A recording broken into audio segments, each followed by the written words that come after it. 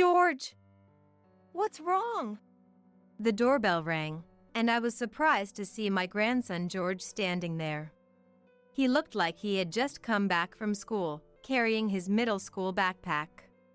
George had visited us many times before, ringing the doorbell but always running away without saying anything.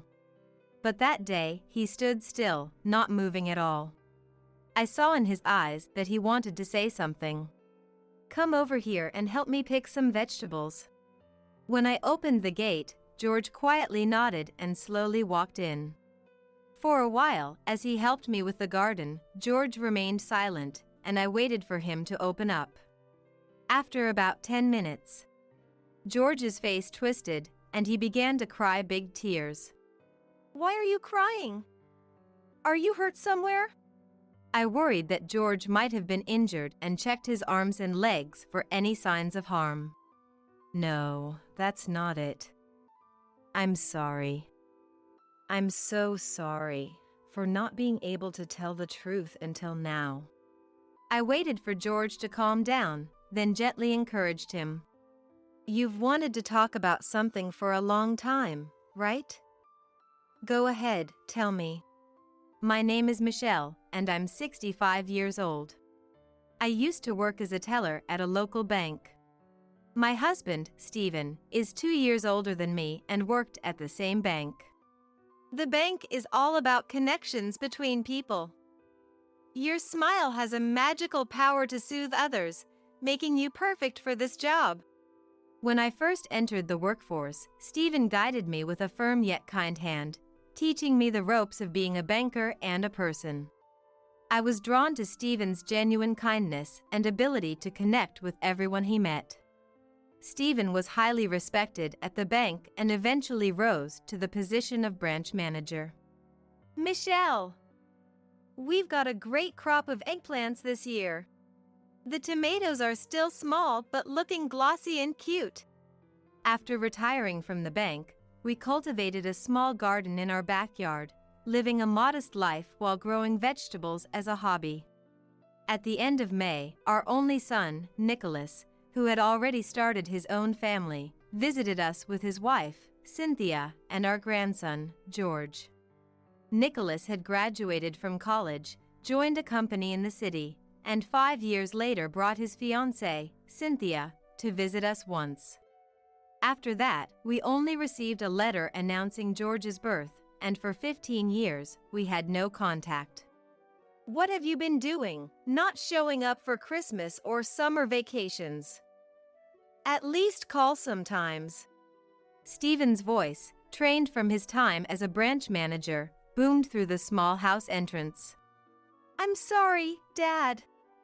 Work has been so busy that I didn't have time to reach out." "Stephen, calm down. You're scaring Cynthia." I smiled wryly and tried to calm down Stephen, who was getting excited. Stephen's joy often turned into an overwhelming display, making it seem like he was angry to those who didn't know him. "It's been a long time, Cynthia. I'm glad to see you doing well. Sorry for not keeping in touch, Michelle." Nicholas's wife, Cynthia, looked a bit thinner than when we last met 15 years ago, but her bright smile remained the same. Beside her stood a teenage boy carrying Cynthia's bags, and I smiled warmly at him. "You must be George. Nice to meet you, I'm your granny." George, feeling shy, just bowed without saying a word.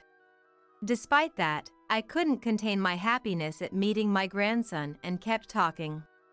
"I've only seen pictures of you as a baby, but now you look so much like Nicholas did when he was young.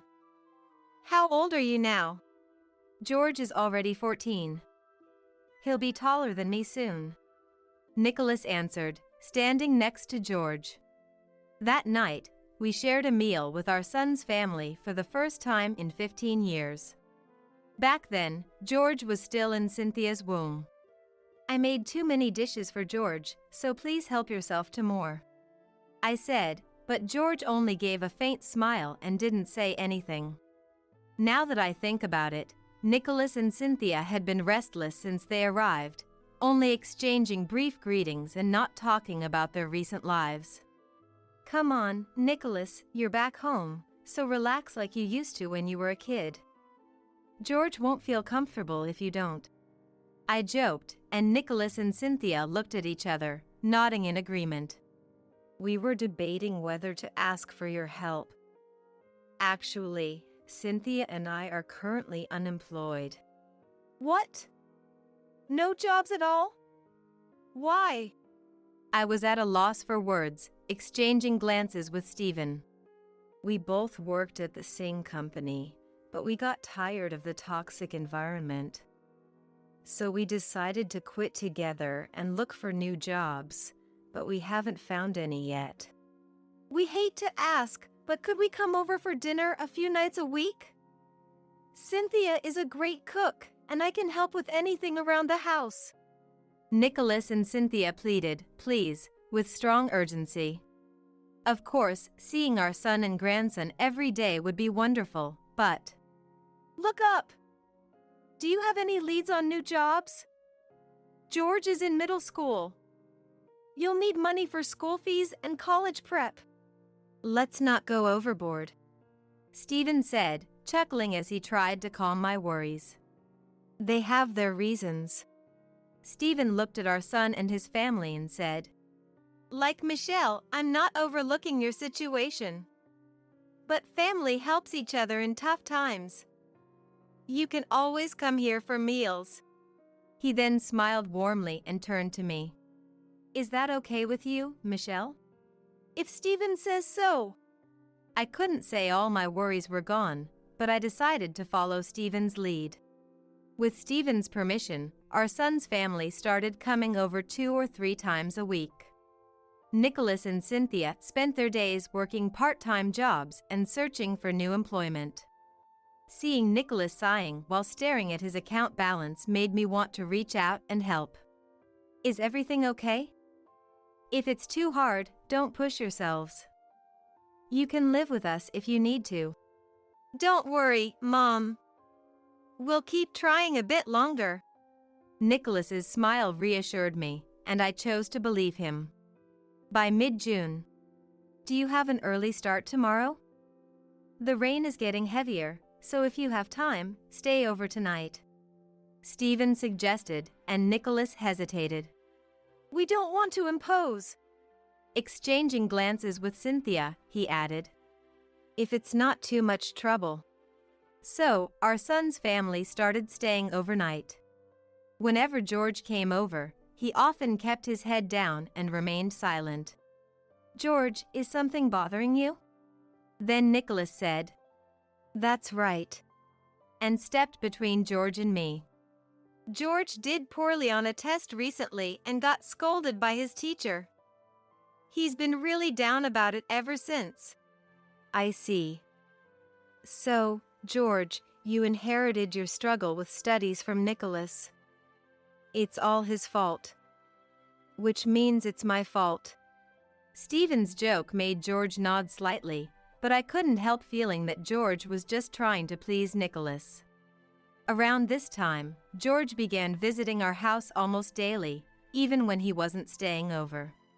He would ring the doorbell and then just stand there, watching us silently. But when I greeted him, George would run off to the bus stop in surprise. Seeing his school backpack, I figured it was on his way home from school. What's going on with George? Concerned about George's odd behavior, I talked to Stephen. Don't worry too much. At 14, it's not unusual for him to have a few problems he can't talk about. That's true, but... Even in the pouring rain, George took the bus every day to our house, and I couldn't shake the feeling that there was a significant reason behind his actions. In early July, the days were oppressively hot and humid. Around midnight, I woke up to a noise. I heard what sounded like footsteps from the next room and held my breath. Did I lock up properly? I replayed my memory several times. Before bed, I always checked the locks first, and Stephen double-checked the same places. Even if I missed something, meticulous Stephen wouldn't have. I grabbed my smartphone from the nightstand and cautiously opened the bedroom door. Using the faint light from my phone, I illuminated the room, but nothing seemed out of place. Maybe it was my imagination? Stephen, who was sleeping beside me, also woke up. What's wrong? I thought I heard something, but it must have been nothing. I made sure everything was locked. Want to check again? We don't want to wake Nicholas and his family. Let's go back to bed. Neither Stephen nor I gave it much thought and returned to sleep. Some time later. Hurry up! George, you don't need to wash your face, just grab your stuff. The sound of hurried footsteps and our son and daughter-in-law's voices woke me up. It was pitch dark outside, not even a sliver of moonlight. Fully awake, I got out of bed and headed to the living room where Nicholas and Cynthia were. The clock showed it was just past 4 a.m. You're up early. What's the rush? My voice startled Nicholas, making him drop his duffel bag. The bag's contents were heavy, and it hit the floor with a dull thud. Mom, what are you doing up so early? That's what I should be asking you. What's with the bag? Nicholas hurriedly picked up the bag and hid it behind his back. It's nothing. It's just something important for work. That's right. It's nothing you should worry about. Cynthia added with a nervous laugh. Work. Wait, did you find a new job? Yes. I just got a call from, a friend from college. They want me to start immediately. Nicholas rambled, and Cynthia nodded along, saying, yeah, that's right. Congratulations! But is it so urgent? Can't you stay for breakfast? We have a meeting first thing in the morning, and it's far away, so breakfast isn't an option. Just then, Stephen woke up and joined us. This is sudden. Are you sure this job is trustworthy? Stephen's concern came through, a habit from his days as a branch manager. Dad, you've always worried too much. This is a company run by a college senior, and everyone there is kind. There's no problem. All right then. If you're confident. With Stephen's acceptance, Nicholas looked relieved. We have to go now. Nicholas and Cynthia hurried to the door. But George stood still, not moving. Come on! Let's go! Nicholas grabbed George's arm and pulled him outside. Does George have to go? It's almost summer vacation. He can stay with us. We appreciate it, Michelle, but we don't want to trouble you further. Cynthia said, taking the bag from Nicholas and heading to the car. Nicholas pulled George's arm harder, scolding him. Stop it! We watched helplessly as they drove away. At least Nicholas and Cynthia found work. We should support them quietly, Stephen said. Yes, but... Stephen's straightforward support contrasted with my lingering concern for George. 3 days later in the afternoon, I was harvesting vegetables in the garden. After an hour of work, I took a break in the living room with a cup of coffee when the doorbell rang. I opened the door, expecting a delivery, and was surprised to see George. George! What are you doing here? I tried to hide my excitement and surprise. Usually, George would run off when I greeted him, but today he stood still. Why don't you come in instead of standing there? I saw in his eyes that he wanted to talk. Come help me pick some vegetables. Would you like to? George hesitated, looking at me silently. Stephen's out with friends. It would help me if you could step in for him. When I opened the gate and gestured for him to come in, George nodded quietly and walked in slowly. For a while, George helped with the garden in silence, and I waited for him to open up. After about 10 minutes, I noticed a black snake near George's feet. The snake was ready to strike, and George hadn't noticed it yet. George, watch out! I immediately pushed George away. The snake lunged and bit my arm. George finally noticed the snake and let out a small gasp. Wow. But when he saw that I had been bitten, realizing I'd been bitten, he shouted, "Get away from my granny!" and chased the snake away with a stick. As he tried to chase it further, I stopped him. "Thank you, that's enough." The snake must have been scared of getting stepped on. I smiled, trying to ease George's fear. "But, Granny, you got bitten. That snake isn't venomous. I'll be fine." George seemed to collapse in relief, sitting down on the ground. "Why did you protect me?" George looked at me with a puzzled expression, and I asked him back. "Why would you ask that? You're my precious grandson, of course I would help you." Immediately after, George's face crumpled, and he began to shed big tears. "Why are you crying? Are you hurt somewhere?" I worried that George might be injured and checked his arms and legs for any signs of harm. "No, it's not that. I'm sorry. I'm so sorry for not telling the truth until now." I waited for George to calm down, then gently encouraged him. "You've wanted to talk about something for a long time, right? Go ahead, tell me." "Dad and Mom told me not to say anything." With that, George slowly took off his shirt, revealing his back. There were numerous scrapes and bruises, and I was speechless at the sight. "These marks! Did Nicholas do this?" George nodded and began to tell me everything that had happened. After losing their jobs, my son and his wife became addicted to gambling and would take out their frustrations on George. George revealed that the real reason they came close to us was because of the safe Stephen had in his room. Stephen had converted some of his savings into gold bars and kept them in the safe for retirement. Nicholas and Cynthia had planned to steal the gold bars. I overheard their conversation. They threatened me, saying I knew what would happen if I told you. Threatened by Nicholas, George couldn't tell us the truth and had been suffering alone. The couple figured out the safe's combination, took the gold bars, converted them to cash the same day, and left George behind to go on a trip to Australia. "You did well to tell me. You're so brave." I hugged George tightly as he cried bitterly. An hour later, I told Stephen what had happened when he returned from his gathering. "I can't believe this." Stephen couldn't accept my story at first. He seemed to understand what I was saying, but his desire to believe in our son was stronger. "It's true.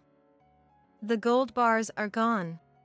Stephen quickly went to the room and checked the safe. "No! But that doesn't prove they did it. Someone from outside could have broken in. Remember, you said you heard strange noises that night." Even now, Stephen was trying to believe in Nicholas's innocence. "You made sure to lock up that night, didn't you? And what is it? Is there more?" I hesitated to show Stephen it until the end, but I finally decided to show him the video George had saved on his smartphone. "This is..." Stephen's face contorted with a mixture of sadness and anger. The video clearly showed Nicholas and Cynthia sneaking into the room, taking the gold bars from the safe, and putting them into a duffel bag. "I didn't want to show you this, but this is the reality." I held George close and appealed to Stephen's heart. George's back is covered in scars. He says Nicholas did this to him. George knew about their plan but was too scared to speak out. He must have been terrified all this time, especially today. But George found the courage to tell us the truth. Imagine how much bravery that took. We cannot ignore this child's courage. The one suffering the most here is not me or you, but George. Stephen looked down at George's face and slowly patted his head. "It must have been hard," You must have been in so much pain. I was wrong. Forgive me, George. Stephen shook his head to clear the sadness, then his expression turned to anger. A week later, Stephen and I went with George to the apartment where Nicholas and his family lived. Are Nicholas and Cynthia returning today? I asked for confirmation, and George answered clearly. Yes. The fridge is empty. What kind of life have they been living? According to George, they left only enough money for 10 days of food before going on their trip. Soon, I heard the familiar sound of a car engine parking, followed by footsteps on the stairs and Nicholas and Cynthia's laughter approaching. The front door slowly opened, and Nicholas and Cynthia, with their sunburned skin, walked in. Did you enjoy the trip? Stephen asked, and their laughter immediately stopped. Dad! Why are you here? Nicholas and Cynthia hadn't told us their current address. Nicholas glared at George hiding behind me and shouted, George! Did you tell them? You traitor! He lunged at George. Just as Nicholas was about to grab George, Stephen stepped in and twisted Nicholas's thin, frail arm. Ouch! I didn't do anything! Let me go! The self-defense techniques I learned for bank robbery prevention came in handy. When Stephen loosened his grip, Nicholas's emaciated body collapsed to the floor. How does it feel to go on a trip with money you stole from someone else? Stole? What are you talking about? Nicholas tried to bluff, but Stephen said, Why don't you just admit it? And showed the footage George had secretly recorded. So your goal was the gold bars from the beginning? George! You know what will happen to you later! Cynthia shouted, causing George to tremble. So that's how you've been hurting this child. But that ends today. You're going to confess everything you've done. Nicholas, intimidated by Stephen's glare, lost the will to argue and began to explain. Both Nicholas and Cynthia had a penchant for gambling. Initially, they used their allowance to relieve work stress. However, after experiencing a significant win, they couldn't stop, eventually falling into insurmountable debt. In the end, I abused my position in accounting and embezzled company funds, which led to our dismissal. We had no choice. No choice? The problem started when you got into debt from gambling. You should have been more responsible as parents before it got that far. Stephen's stern words left them hanging their heads. Dad, please. We'll change and work hard from now on, so please don't report us to the police. Nicholas apologized deeply, and seeing this, Cynthia hurriedly followed his lead. Stephen looked at me and then at George. George, what do you want to do? I don't want Dad and Mom to get arrested. I just want them to go back to being the kind people they used to be. Seeing George's sincerity, Stephen nodded with a smile. All right then. There's one condition. You two must undergo treatment with a specialist to overcome your gambling addiction. Understood? Got it. We'll do it. Cynthia nodded and thanked Stephen for his leniency. While our son and his wife focused on their treatment in a facility, George stayed with us. Although commuting by bus took more time, George never complained. I get to see different views, and I enjoy it more now. Perhaps George was slowly resolving his feelings toward his parents, as he seemed more appreciative of the little changes around him. Every day after school, George helped with the garden. Isn't weeding boring? I asked, and George smiled warmly. Not at all. Aren't you tired from bending over, Granny? He asked, concerned for me. During summer vacation, George collected suitable-sized wood from a nearby scrapyard.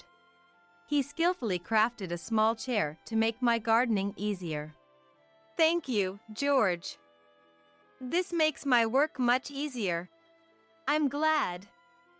I'll make you something even better next time. As school started, George became more energetic. During dinner, George enthusiastically shared stories about his day at school. Some people pay to experience farming. When I told my friends I help in Granny's garden, they were jealous. That's great. Next time, bring your friends over. I'll make some special vegetable curry. Awesome. But maybe without the bitter melon. Stephen laughed heartily. What's this? George's taste buds are still childish. I didn't say I hated it. I'll eat it. George pouted, defending himself against Stephen's teasing. They were more like friends than grandfather and grandson. George, who used to be very reserved, now openly talked with us. Thanks to him, our home was filled with laughter. Grandpa, thank you for always thinking of me, George said seriously, and Stephen shyly looked away. Michelle helped you. I didn't notice anything. George shook his head firmly. No, that's not true. You set the safe's code to my birthday, right? I overheard Dad talking about it. That's not worth thanking me for. You're our precious grandson. We didn't see you for a long time, but we didn't want to forget your birthday. That's why, thank you, Grandpa. George expressed his gratitude again. Every day, we received letters of apology and reflection from our son and his wife at the facility. While I cherished my time with George, I sometimes wished these moments could last forever. But George still needed his parents and would eventually return to them. Once Nicholas and Cynthia received proper treatment and overcame their addiction, maybe we could all go on a family trip. Hoping for the day they sincerely reflect on their actions, I savor these irreplaceable happy moments. I never thought my parents, who doted on my genius sister Luna, would say they didn't need me. Having one child is enough. We don't need you because you're a failure. Saying so, my parents kicked me out when I was still a child. The one who reached out to me in my confusion was my Uncle Liam. Sorry, it's not much, but let's live together. I grabbed his hand without hesitation. My name is Natalie. I'm now 30 years old, but I have a complex past. It's about my family. I'd like you to listen to this story first. I was born into a normal family with a dad who was a company employee and a mom who was a housewife. We lived with my grandma in my dad's parents' home, where my dad's brother Liam also lived. We started living there when I was 4 years old, and Liam was 24. It's not unusual to be single and living at your parents' home at that age. However, Liam had a reason he couldn't leave the parents' home. I didn't know much about it as a child, but it seems Liam was frail from childhood. He often fell ill even as an adult, which made it hard for him to keep a job. He worked part-time, but even then, he could only manage short hours, about 2 days a week. That income was obviously not enough for living on his own. Perhaps feeling guilty for being supported by his parents even as an adult, Liam always looked apologetic. You're just a burden to your parents. My dad would frequently yell at Liam, and I often witnessed it. And he always did it when my grandparents weren't around. My grandparents loved both my healthy dad and the frail Liam unconditionally. The cohabitation started due to reduced income during a recession, so my dad, being in their care, probably held back in front of Grandma. But when Grandma wasn't there, he would always say terrible things to Liam, looking down and mocking him. Liam, with a sad face, would just take it silently, neither getting angry nor talking back. Why don't you get angry? As a child, I once asked him outright. Liam, with a troubled look, replied, Because it's true that I'm being supported by our parents. As a child, I thought that made sense, but now as an adult, I think differently since my dad also lived in his parents' house, so he's not in a position to talk. If I had understood that at the time, I would have sided with Liam. As a child who didn't understand, I just felt bad when my dad yelled at Liam, but I couldn't say anything. The atmosphere was bad when the grandparents weren't around, but it was peaceful when they were. Liam would relax and smile in front of the grandparents, and my dad wouldn't show his true colors. My mom was too busy with me and my younger sister Luna, 2 years my junior, to care about the relationship between my dad and Liam. I thought our everyday life would continue like this forever. But then, everything suddenly changed. Both grandparents died in an accident. I was 6 years old at the time.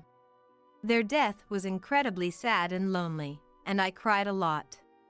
Luna and I cried together. I clearly remember Liam also quietly shedding tears. But what I remember most vividly, and can't forget, was my dad's laughter. Yes, my dad was laughing. Even when rushing to the hospital or during funeral preparations, he never cried once. It wasn't about being stoically composed. Even as a child, I could understand that my dad wasn't sad. And that turned into certainty.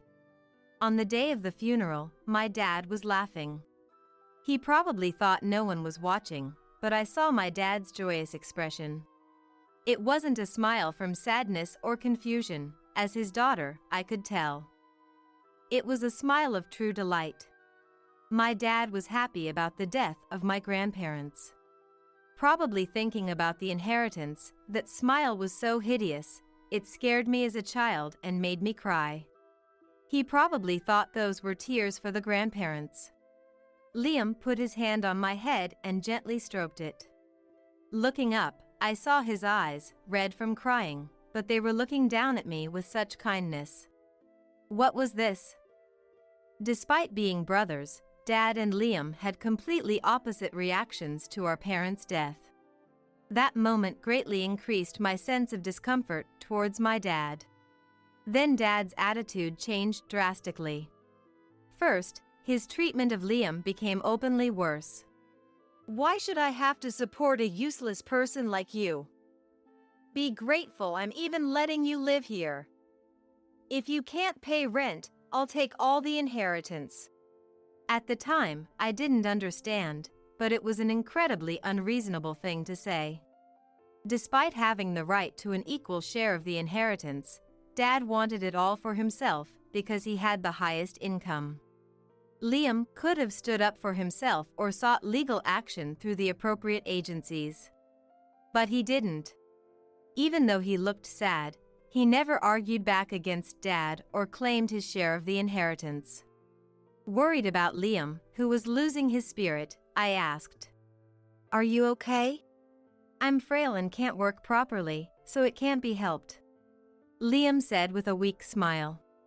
Every day, Dad hurled abuse at him, and the frail Liam became thinner and paler.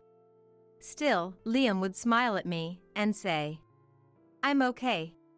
But 3 months after my grandparents died, Liam was eventually kicked out of the house. "Get out," Dad said, and Liam left without arguing or resisting.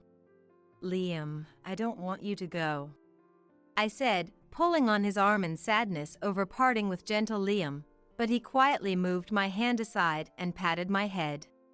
"It's okay. You're a strong girl, Natalie. You'll be okay without me." "But you won't be okay, will you?" Liam was frail and unable to work properly. How could he survive on his own? As I looked at him with tears in my eyes, Liam said, "I'll be okay," and left. Parting with Liam was sad, but as a child, there was nothing I could do.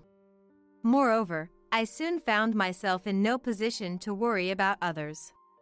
2 years after my grandparents died, when I was 8 years old, I was attending elementary school like any other child. Luna turned 6 and was about to start elementary school. It all started when Mom said, "Luna is a genius, according to the preschool teacher.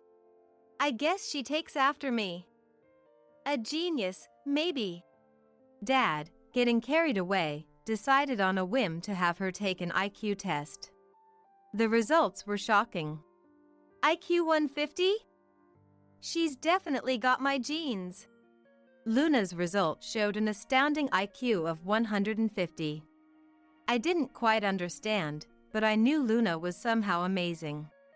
Luna, that's amazing. Thank you, Natalie. I praised Luna without fully understanding, and she smiled happily. Those were the good days. It was good until then. Then it became the worst. All right, let's apply for famous schools, Dad declared, acting on his sudden decision. Now? Even Mom was surprised, but she's a genius, so it'll be fine. Dad's mysterious confidence motivated Mom as well. From then on, Luna started attending cram school every day. Naturally, Mom was the one accompanying her, so house chores were neglected. That's when Dad said, "Hey, since Mom and Luna are busy, Natalie, you take care of the house." That's what he said to me. And so, I was tasked with laundry and cleaning. After school, I couldn't play with friends. I had to go straight home to do chores, or I'd be scolded by my parents. If I didn't do them properly, I was punished by being skipped meals. "We don't have time to care for an underachiever like you," I was told. "Why can't you score perfect marks?" Dad yelled at me after seeing my test scores in the 90s. "Try to learn a little from Luna," Mom said disdainfully. No matter how well I did on tests or even if I won first place at the sports festival, my parents wouldn't notice or praise me, they just ignored me. Like a machine, they only said to learn from Luna. And then, they even went as far as to say, "Well, it's impossible for you anyway. Luna is a genius, but you're incompetent." Luna truly was a genius and quickly got into a famous elementary school. As a result, my parents' treatment of me became even colder. They spent money on Luna, but I had to wear clothes that had become too small for me, struggling to make do. Luna got to eat delicious food. I was left with leftovers. Luna was taken on trips. I had to stay home. My parents blatantly favored Luna over me. "Luna will surely succeed in the future. Then our retirement life will be secure," Dad said, laughing. "Should she become a doctor? Or maybe a lawyer? Aiming for a politician would be nice too. We're super lucky to have a genius daughter." I was invisible in the eyes of my parents. My existence, crying in Luna's shadow, was forgotten. And when I was 10, my parents finally said, "We don't need you because Luna's education costs a lot of money." Huh? Confused by what he meant, Dad said, "I'm saying having just Luna is enough for us." "But how will I live by myself?" "We'll give you Liam's contact. Here's some money, now figure it out on your own." With just a small amount of money handed to me, I was truly kicked out of the house. I cried and wailed, banging on the door to be let back in, but there was no response. The door did not open. Desperate, I headed straight for the station. Being 10, I had some knowledge and could even ride the subway. Asking people for directions, I somehow made it to Liam's apartment. Liam came out to the sound of the doorbell, his kind face just as I remembered. He let me in with a surprised face, and when he heard my story, he was furious. "What are they thinking?" Even though I wasn't the one being scolded, I couldn't help but feel sorry and depressed. Wondering if I was just a burden here too and what I should do next, tears started to well up in my eyes. Then, a hand was placed on my head that looked down. It was a big, warm, and gentle hand, just like I remembered. "You've had it tough. But it's going to be okay now." "But what should I do now? I'm still frail, with little income and poor," Liam said, making a pained expression in front of me. However, His expression seemed much stronger than when we lived together before. Perhaps being away from Dad had changed something in his mindset. Liam looked at me straight and said with a smile, "Sorry, it's not much, but if you don't mind, I'd be happy to become your dad." Huh? I mean, I guess in this case, a stepfather? Though I might not be reliable. Before he finished speaking, I had already jumped into his big chest. Liam's chest, similar yet entirely different from Dad's, was very comforting. "It's going to be okay now," he said, gently stroking my back as I cried with relief. It felt like the true affection of a dad pouring onto me. Since then, I was raised by Liam. Indeed, Liam was poor and often sick, which made things tough at times. But even in poverty, our home had smiles. Having been with my parents, I had almost forgotten how to smile, but living with Liam, I started to smile a lot. Even though we were poor, it was a happy home, filled with lots of love from Liam. Wanting to repay Liam's kindness, I did my best in everything. When I worked hard, Liam would praise me. Even if the results weren't good, he praised the effort. Happy about being praised, I worked even harder. The existence of my parents, who never praised me, eventually faded from my memory. Growing up healthily under Liam's care, 20 years flew by, and I turned 30. And now, familiar faces stand before me. Dad, Mom. It's been a while, Natalie. Have you been living well? Dad, who I had pushed to the far reaches of my memory, said smiling. He had aged significantly, with barely any hair left. My gaze towards Dad was cold, which was natural. What do they want after all this time? Unfazed by my cold gaze, he said. Well, let's forget about the past and start getting along as a family from now on. Naturally, my response was, Huh? What are you talking about? Getting along as a family? Don't joke with me. Just as I thought, an underachiever like you has a bad mouth. No matter, I'll re-educate you from now on. No, thanks. Please leave. I pushed him away as he tried to enter the apartment. Then Mom joined in. Natalie, don't pretend to be strong. Rely on us. You must not be leading a decent life living in such an old apartment, are you? You have nothing to do with it. Just go home. Don't pretend to be strong. Just let us in. No, just go home. Let us into the house. Go home. What's with these two? If my memory serves me right, Dad and Mom are about 55 and losing their strength, yet they are unnecessarily forceful. Or maybe not, it would be strong if both of them came at me. As Dad's foot reached the entrance, I pushed back with all my might. The parents tumbled over from the force. I ended up looking down on them naturally.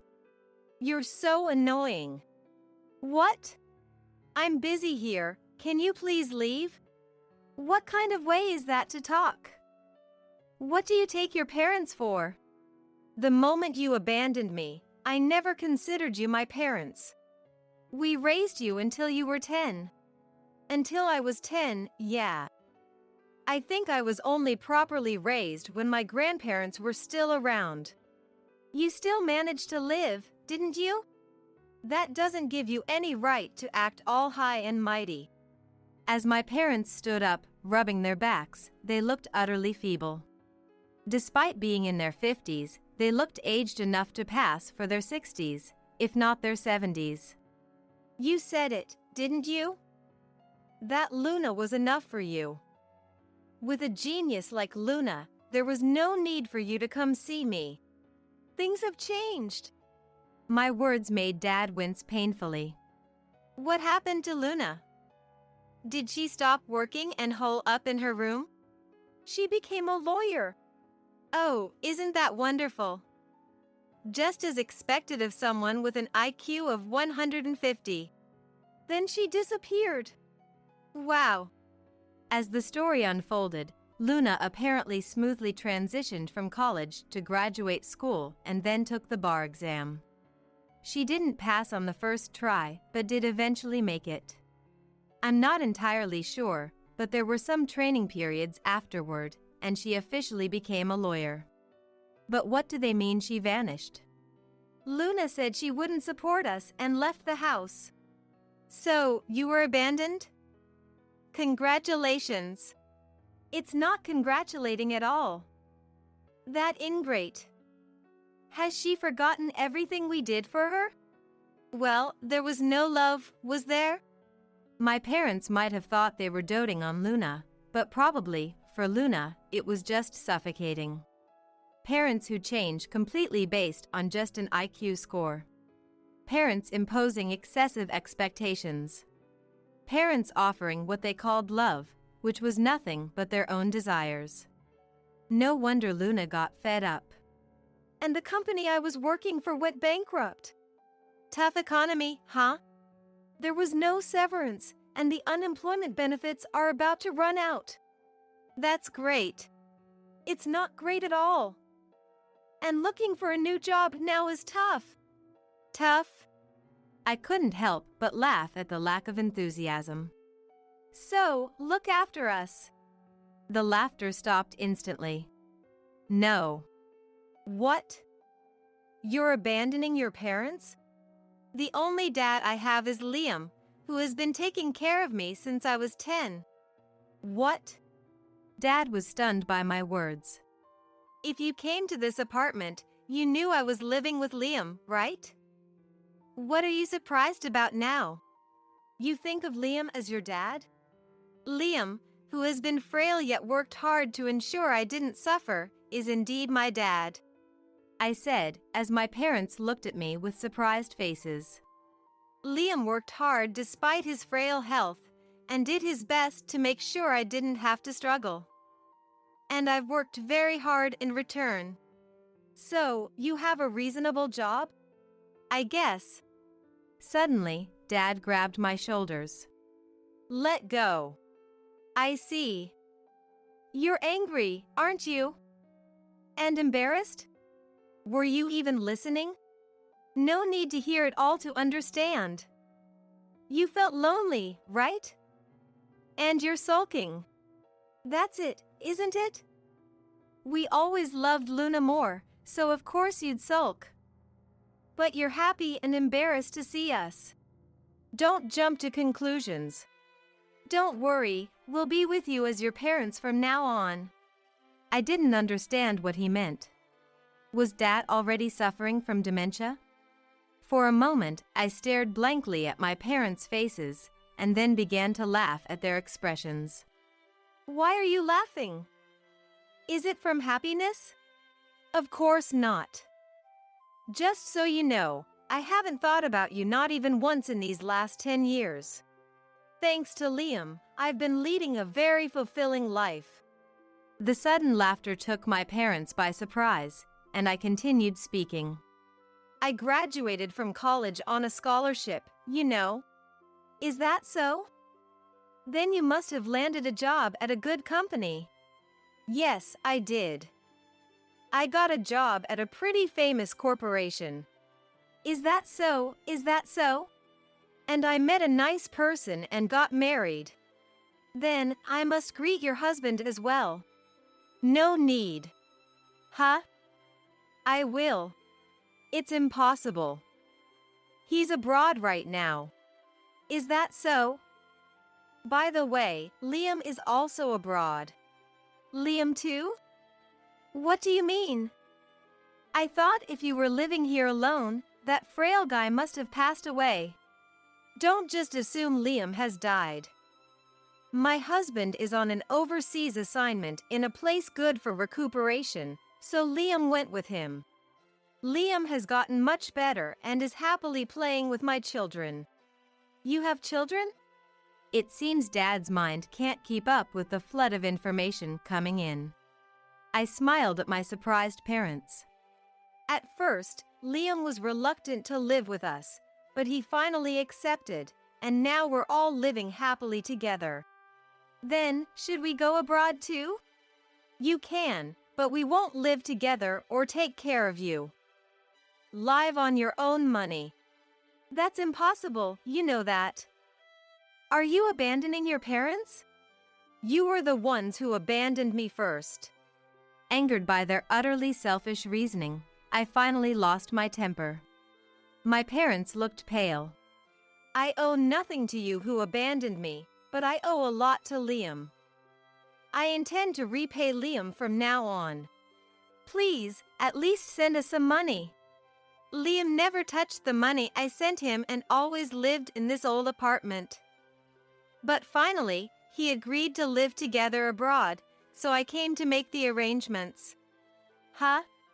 It's such a coincidence that you came on the last day I'm leaving this old apartment.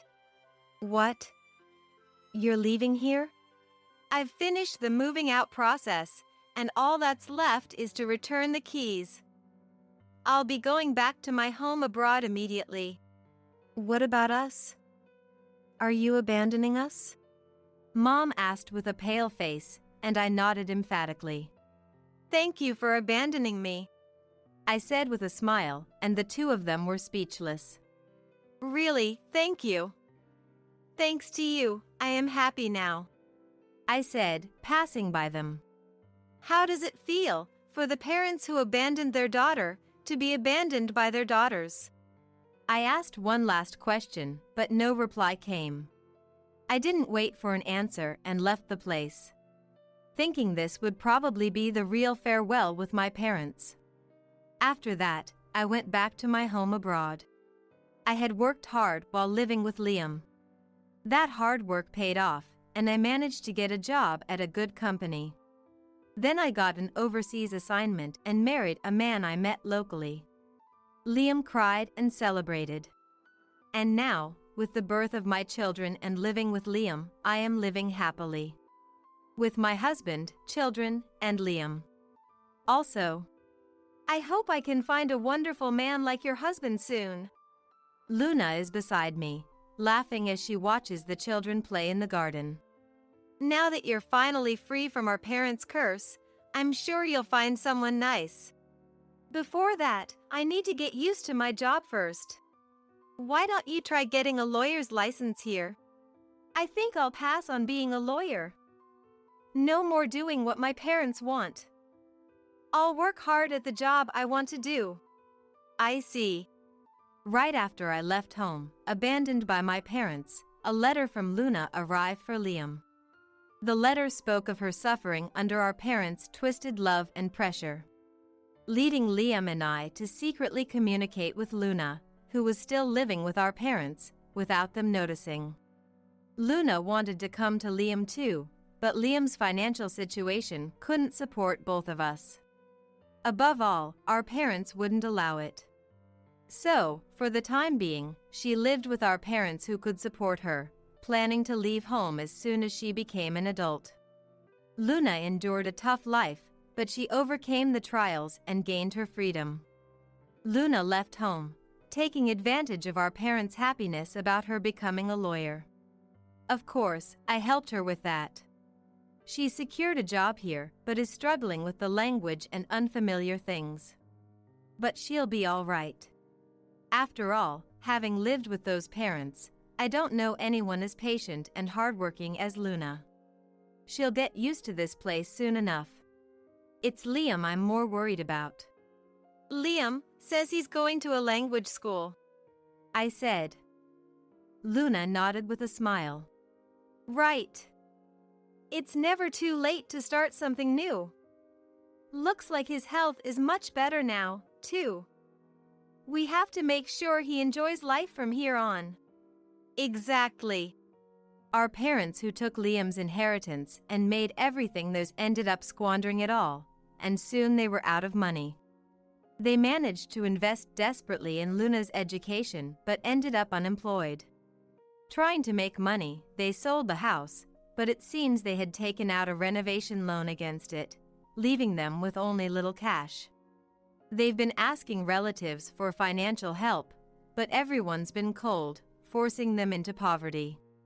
A relative informed me that apparently the couple fights nonstop. It's unthinkable to look down on family or discriminate, is it? Yeah. Luna nods at my words. I'll protect you no matter what. You've protected me enough. Thank you, Natalie. As I spilled tears at Luna's mature words. What are you protecting? A hand was placed on my head. It felt a bit smaller and more wrinkled than before, but still warm as ever. I turned around with a smile. Thank you. Huh? Seeing Liam's puzzled face as I turned around, I laughed and said, Thank you. Dad, I love you so much.